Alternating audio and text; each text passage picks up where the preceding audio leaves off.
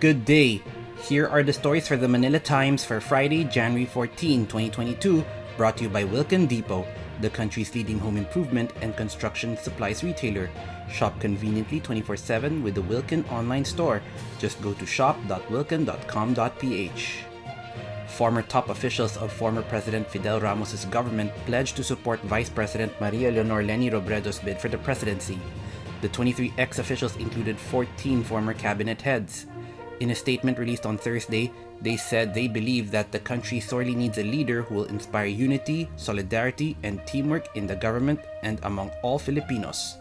The former Ramos officials said they regard the May elections as a turning point for the Philippines as it strives to heal from the scars left by the COVID-19 pandemic.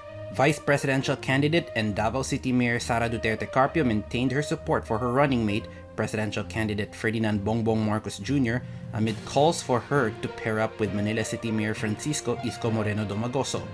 In a video message posted on her Facebook page, Duterte Carpio cited her commitment to her tandem with Marcos and to their alliance with the Lakas, Christian Muslim Democrats, and the Partido Federal ng Pilipinas.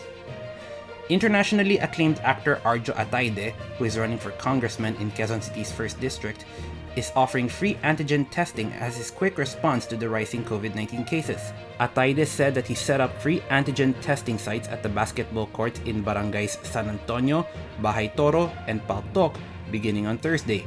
Ataide has gained the trust of the residents because he constantly communicates with them. President Rodrigo Duterte has signed into law Republic Act 11642, or the Domestic Administrative Adoption and Alternative Act, which simplifies the adoption of children. The new law's main objective is to provide for and allow simpler and inexpensive domestic administrative adoption proceedings and shall streamline services for alternative childcare. Under the new law, the waiting time for adoptive parents will be cut from years to at least 6 months. It also looks to encourage more Filipino families to legally adopt children and completely eradicate the crime of the simulation of births.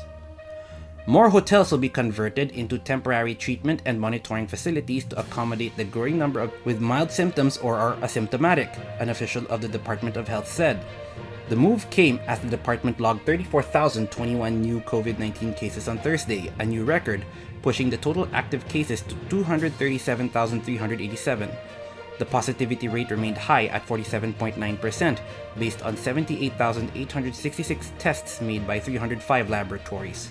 7 labs failed to submit their data to the DOH on Tuesday.